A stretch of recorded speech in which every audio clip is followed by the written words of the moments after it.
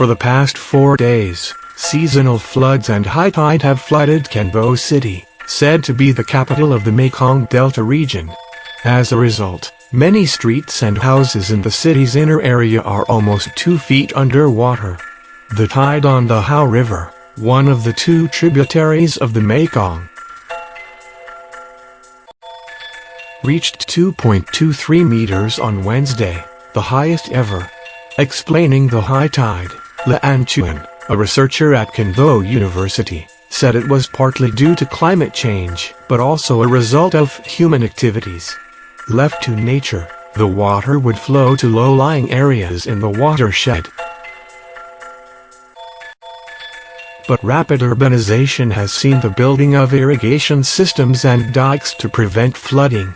Since the natural flow is blocked, the flood waters will hit downstream areas, including Can Tho, and combined with the subsidence, the impact of flooding gets worse, Tuan said.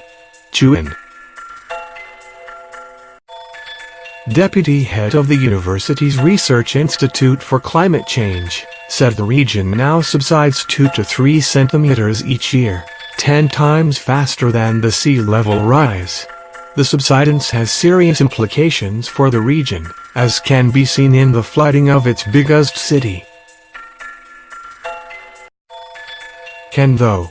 Areas with heavy construction or where groundwater is exploited more has seen worse subsidence, Tuan said. Kentucky Quang Vinh, head of the Climate Change Office in Can Tho, shared the idea that humans are to blame for flooding in the area.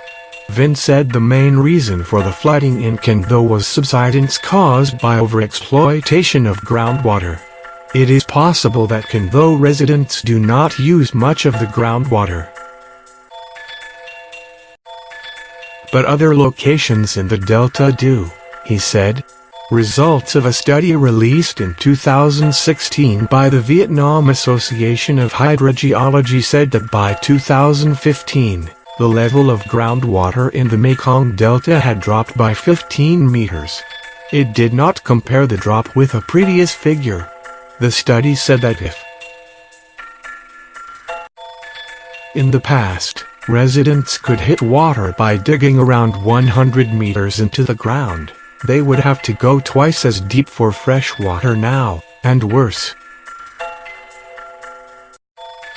Most of the groundwater was contaminated with salt or chemicals.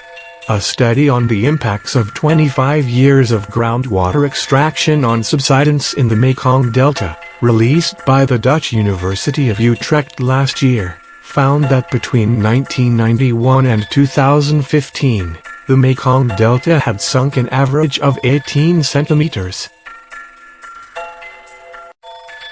with the sinking levels ranging between 9 centimeters and 53 centimeters in different places across the region. The video is sponsored by Cantronic.com.